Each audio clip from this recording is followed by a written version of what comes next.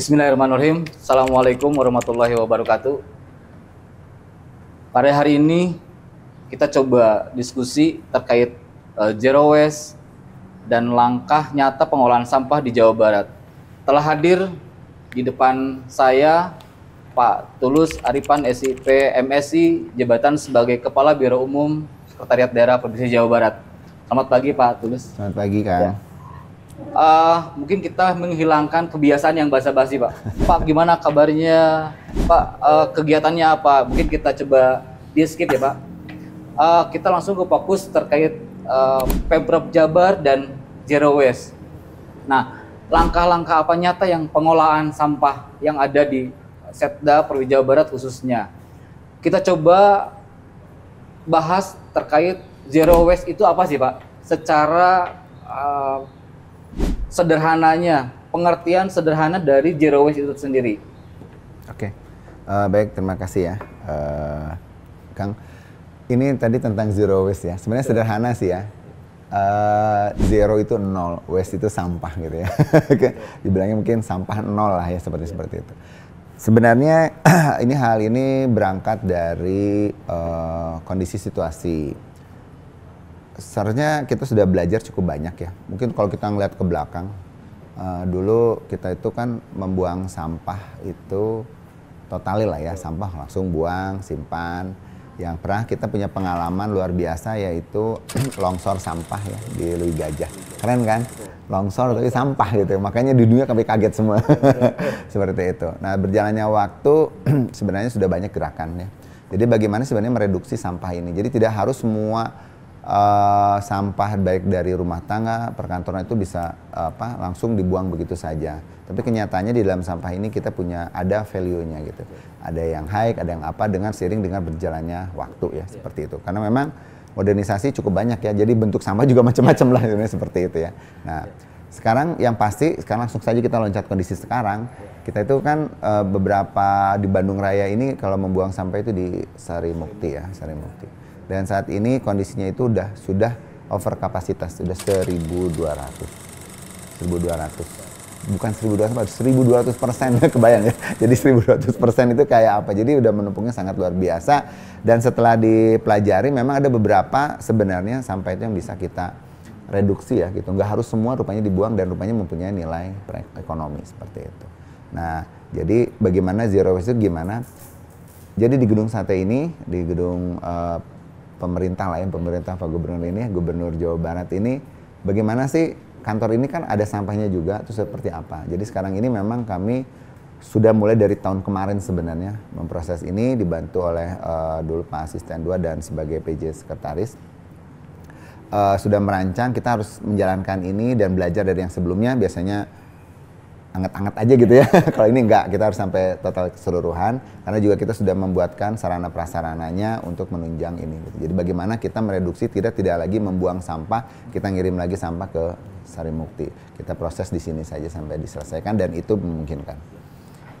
Baik Kang, boleh saya panggil Akang aja biar boleh, lebih biar santai ya. Iya. Saya dapat informasi nih, ada informasi berdasarkan data Sistem Informasi Pengolahan Sampah Nasional itu Kementerian Lingkungan Hidup dan Kehutanan, total volume sampah di Jawa Barat ini sebesar 4,89 juta ton, Pak. Yeah. Nah, hal ini membuat Jawa Barat menjadi salah satu provinsi dengan timbulan sampah terbesar ketiga Indonesia. Nah, kita jangan bangga untuk posisi ketiga. Nah, Jawa Barat ini menghasilkan rata-rata 13,41 ribu ton sampah setiap hari sepanjang tahun 2022. Nah, ini juga mungkin menjadi keresahan, Pak. Nah, mungkin apa yang harus dilakukan oleh Pemprov Jabar dalam mendukung pertama pengurangan sampah dan program tadi zero waste tersebut, Pak?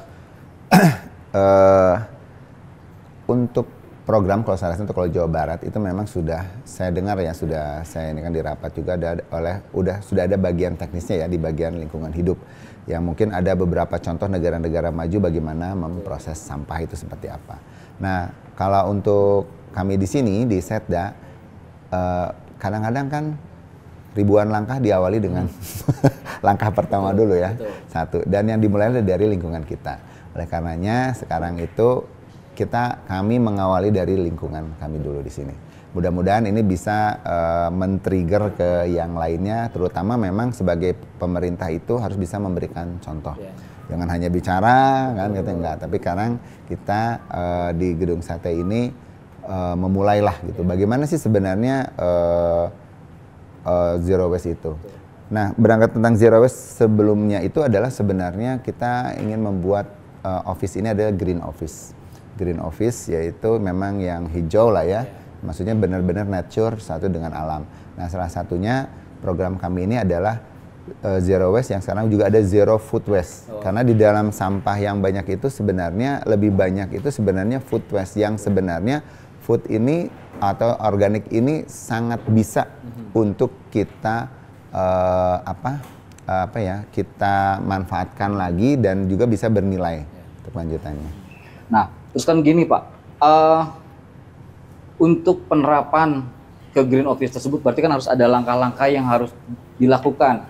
Dimulai dari mungkin sosialisasi atau seperti apa nih Pak yang dilakukan oleh Pemprov Jabar minimal untuk di lokasi di kantor lingkungan Gedung Sate ini Pak? Iya, baik. Ya,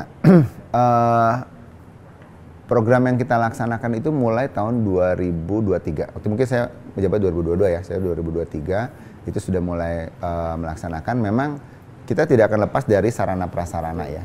Jadi sebelum saya ke orangnya atau pegawai yang di sini ya, kita buat dulu sarana prasarana gitu. Jangan sampai nanti udah mulai orangnya pengolahan airnya nggak ada. Jadi memang hulu dan hilir. Cuman sekarang itu saya perbaiki langsung di hilir bagaimana terakhirnya. Jadi pertama itu memang kita mengganti, mungkin akan tahu ya, kita kan sempat di pinggir jalan ya tempat sampahnya itu ya. Jadi di pinggir jalan, nah sekarang itu sudah kita rubah ke dalam. Kenapa waktu itu di pinggir jalan itu? Karena jadi seperti TPA ya.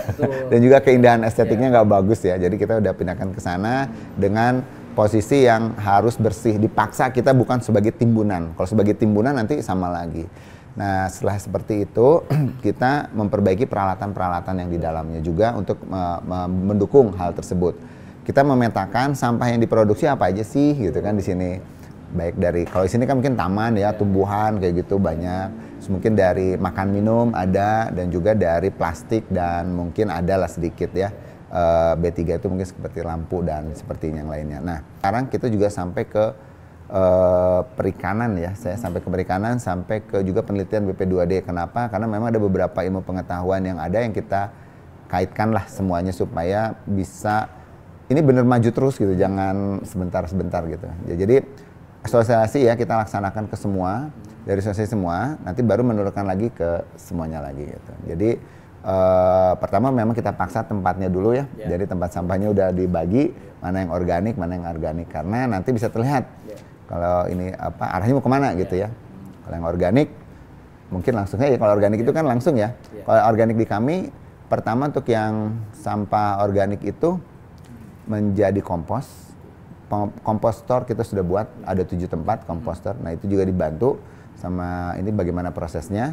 Jadi kompostornya dipakai, hasil komposnya itu memang masih dipakai untuk kita sendiri lagi, untuk memberikan pupuk ke seluruh ruang publik yang ada tamannya ya, yang dipegang oleh Gedung Sate. Karena Gedung Sate kan megangnya di sini sampai ke gazebo ya, sampai ke monumen COVID, sampai yang sana seperti itu.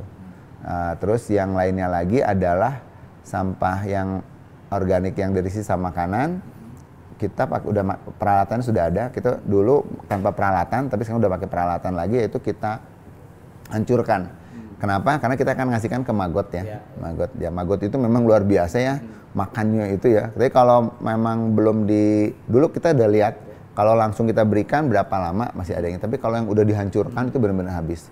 Jadi magotnya boleh dibilang gemoy. Mungkin kalau melihatnya kenapa gemoy banget ya, gemoy. Karena vitamin yang dihasilkan ataupun sampah yang dihasilkan ya cukup. Iyalah, pokoknya tempat makanannya gitu seperti ya. Nah, terus saya kan udah magotnya terus jadi apa kan gitu. Nah, sekarang magot ini dulu kita produksi saja, ada yang ngambil, tapi yang sekarang ini produksinya itu magot itu kita sudah bekerja sama lagi ya dengan perikanan. Di situ kita membuat satu tempat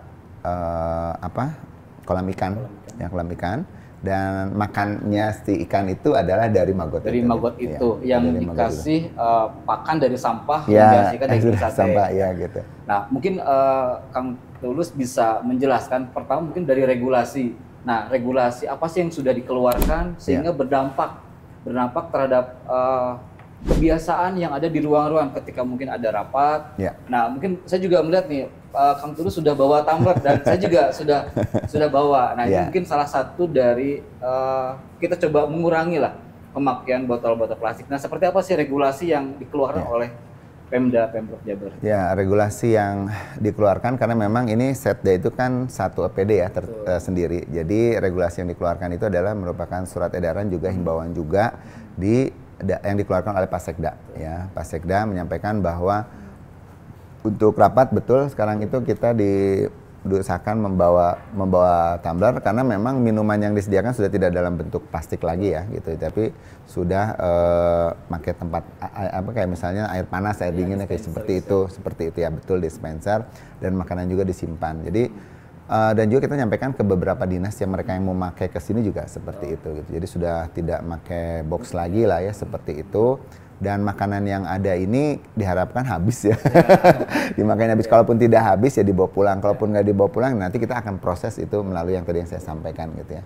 Kita pasti melakukan penggilingan ya, kita hancurkan karena biar lebih mudah dicernanya oleh maggotnya itu, betul kan gitu. Jadi memang maggot kita alhamdulillah berjalan itu mulai dari yang tahun yang lalu ya sampai yang sekarang, dan produksinya sudah untuk memberi makan ikan nila ya di sana. Nah, mungkin kan ketika regulasi sudah ada, kemudian dipraktekkan nih di ruangan rapat ketika ada acara rapat. Nah, terus ada himbauan untuk ke pihak ketiga sebagai penyedia nih Pak, penyedia snack box-nya ataupun makanan box-nya agar bisa menyesuaikan dengan regulasi. Nah, itu apakah ada informasi juga gitu Pak? Ya, memang kalau ke pihak ketiga seperti itu, misalnya kita kan beli ya. Jadi memang kita beli tidak dalam bentuk box sama ini sudah tidak gitu. Jadi kita hanya menyesuaikan saja. Kalau mereka itu gimana pesanan dari kita aja. Pesanan kita udah kita batasi ini. Yang sulit itu memang biasanya kalau dari luar ya. Kalau yang dari luar memakai ruang rapat di sini kadang-kadang kami membawa makanan sendiri ya, nah kan gitu. Ya kadang tersampaikan, memang kadang tidak. Tapi kita tetap strict ya, kita tetap. Jadi kalaupun dia memakai gitu tetap kita buka juga akhirnya. Kita buka, kita tidak ini. Jadi memang berusahalah mulai dari kita ini. Dan untuk himbauan yang tadi ya memang masih tetap ada hambatan ya. Hambatannya ya biasa ya, kadang-kadang ada yang mengikuti, ada yang tidak ya, terutama sebenarnya ujung-ujungnya dari manusianya ya. Dia rasa kepedulian mereka, rasa tanggung jawab. Iya. Walaupun memang sudah dipisah kelihatan, ini ada tempat plastik, tetap aja plastik masuk ke yang lain. Yang akhirnya akan menambah pekerjaan ya. Kalau misalnya itu semuanya sesuai, nggak masalah. Jadi memang esensi tentang zero waste ini pemilahan sampah. Saat pemilahan sampah ini terlihat mana yang value-nya ada, mana yang value-nya kurang atau tidak ada. Gitu. Jadi ini sudah semua tahu, tinggal kita menjalankannya, dan kita juga ikut bekerja sama juga dengan beberapa lembaga yang biasa untuk ini ya, bank sampah ini kita juga mempelajarinya, karena memang pegawai kita pas kita telusuri mereka ada juga yang rupanya ikut di bank sampah ya, karena memang mau sampah dengan sampah itu nggak mudah ya, nggak mudah. Kayak kita juga ada petugas kebersihan kami, kami perbaiki lagi yang untuk khusus sampah yang mana, karena memang tidak semua mau ya bekerja di, walaupun memang oke saya bagian bebersih, tapi nggak semua mau mengurus sampah. Gitu. Silakan Kang di TV, Kang. Ya makasih nih. Tapi ini sudah disiapkan jadi harus bisa ini tanpa botol ya. Tanpa botol. Oh iya Kang. Waduh, gimana ini? Masih ada buang sampah, kan ini bukan organik ya? Kenapa Kang Asa? Ini Pak, karyawan di sini masih ada yang buang sampah yang non organik ke organik Pak. Aduh, gitu. Maaf ya Pak, saya buang dulu ya Pak. Iya. Nah ini Kang Tulus ini langsung dengan Kang Asa, ini petugas cleaning service yang ada di organisasi ini. Nah itulah kenyataannya Kang. Jadi masih ada dari kebijakan sudah ada, sosialisasi sudah ada, tempat sarana prasarana juga sudah disediakan. Tapi itu kembali lagi ke kesadaran individunya, kekurangannya kedisiplinan. Nah, buktinya bisa kelihatan. Nih Kang Asa juga barusan memilah lagi. Nah itu juga mungkin jadi tambahan pekerjaan buat tim cleaning service. Betul. Gimana Kang Asa? Masih ada ya? Ya Pak, masih ada. Sebagian sih, cuman sebagian karyawan lagi belum paham mengenai apa itu yang organik dan non organik, Pak. Pemilahan ya, lah ya, pemilahannya pemilahan gitu. Baik. Seperti apa namanya kardus. Kardus itu sebenarnya bisa diolah, cuman bukan termasuk barang yang organik gitu, Betul. tapi yang non organik. Walaupun bisa diolah. Iya. Nah, seperti itu Pak. Jadi belum bisa untuk Ya. memisahkan mana yang organik. Oke. Nah, mungkin kan dari sini Kang Asa memilah lagi, Pak. Jadi setelah sampah di ruangan dipilah lagi.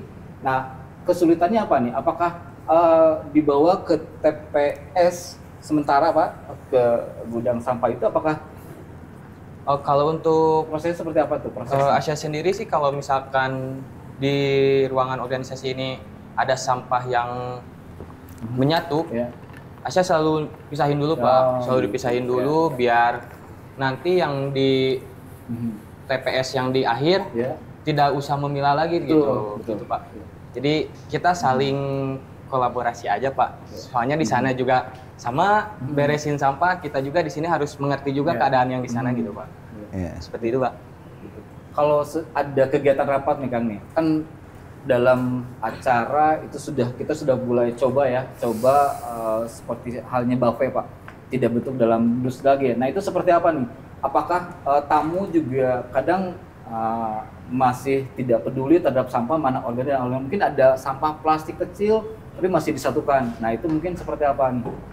Kalau pandangan Asia sih mungkin kalau untuk mengenai itu Asia juga suka selalu negur lagi Pak ke tamunya supaya bahwa ini Pak tolong maaf untuk dipisahin ke yang non organik gitu. Soalnya kita sudah melakukan sistem buffet ini supaya kita mengurangi sampah, bukan mengurangi ya, meminimalisir gitu. Ya. Seperti itu, Seperti itu Kang. Iya. Ya. Nah, tanggapannya nih Iya. sama Kang Tus nih. Padahal regulasi sudah ada, solusi, tapi di lapangannya ya seperti itulah. Gitu. Maju terus. Ya. Maju terus. Ya memang proses ini kita memang memang memakai juga terutama dari petugas cleaning service kita juga sama, dan memang kita selalu melakukan evaluasi terus. Dan memang kegiatan yang namanya mensosialisasikan, jangankan ke masyarakat berarti ya, di lingkungan juga harus terus menerus. Ya mungkin tahu tapi mungkin kelupaan atau gitu ya. Tapi itu akan terus menerus. Tapi minimal sebenarnya sudah ada pemilahan itu, dan mungkin lebih mudah lah sedikitnya. Kalau dulu mungkin totally keseluruhan harus dipilah, sekarang sudah sedikit lah ya seperti yang ada. Tapi kalau bisa targetnya memang udah full ya, harus bisa semua dipilah. Apalagi di sini kan pegawai. Malu juga ya. Maksudnya sih Bapak nggak ngerti orang pemerintah kan gitu ya. Nah, terkait mungkin Kang Asa ada yang mau disampaikan lagi atau masih ada pekerjaan yang mau dilanjutkan?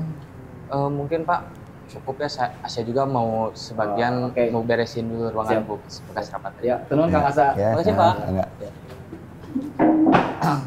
Nah, kita kembali lagi Kang. Tadi kan ada sampah organik kita untuk pakan magotnya, kemudian ada dibuat pupuknya atau mungkin dia pupuk kompos ya.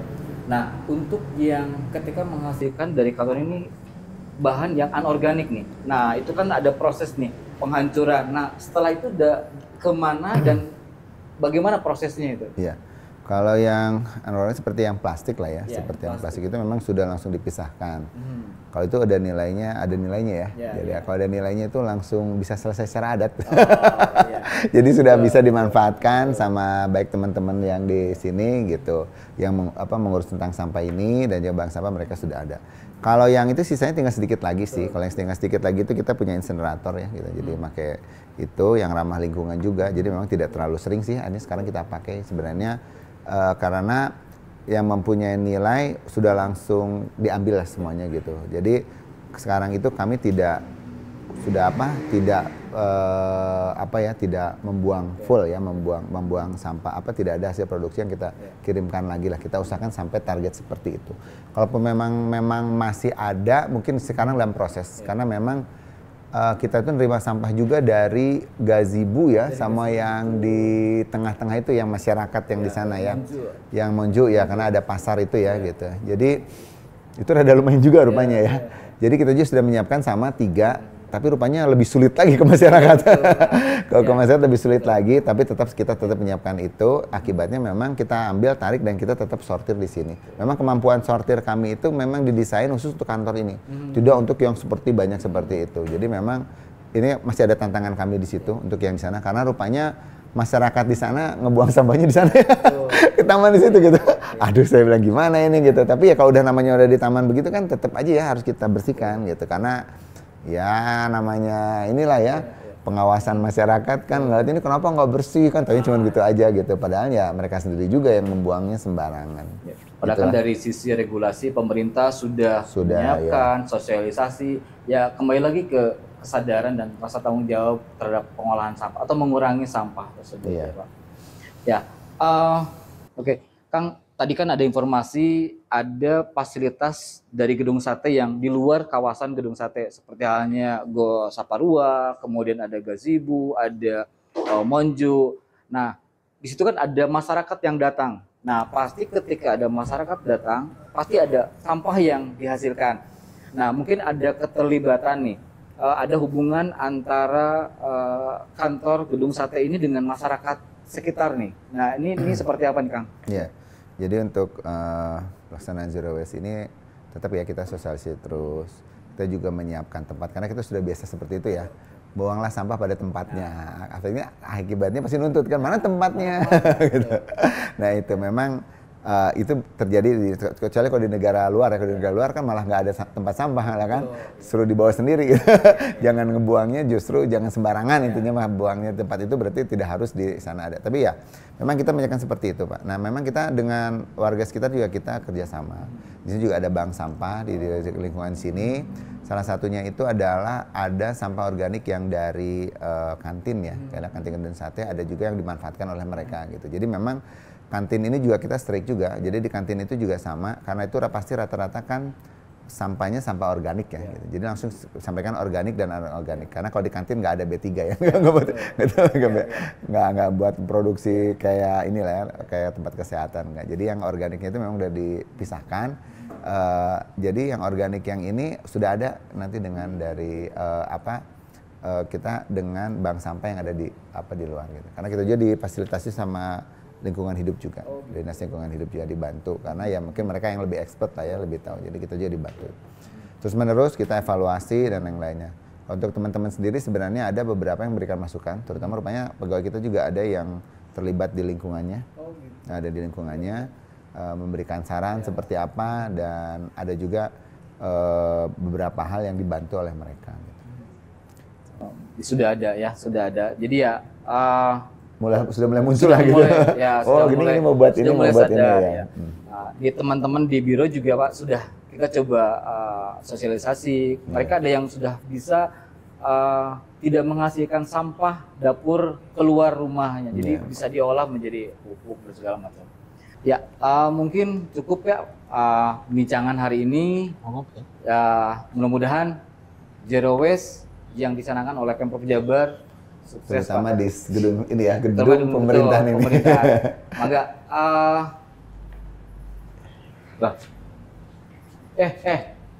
Paugi. Itu salah Pak. Maksudnya ke sampah organik Pak. Oke. Nah, ini Pak. Alhamdulillah. Gimana Kak? Aduh. Atur nuhun Pak. Kopi nanti yang limnya agak nyari ya aduh Pak. Disesuaikan sareng size. Ya. Terima kasih Pak. Tenang Pak tuh, ada ini mah acara santai Pak ya. Ya, tidak usah marah-marah. Ada. Ini acara apa ini Pak Dani? Barogansi kopi. Barudak organisasi ngawangkong di pantry. Cheers. Aduh ya.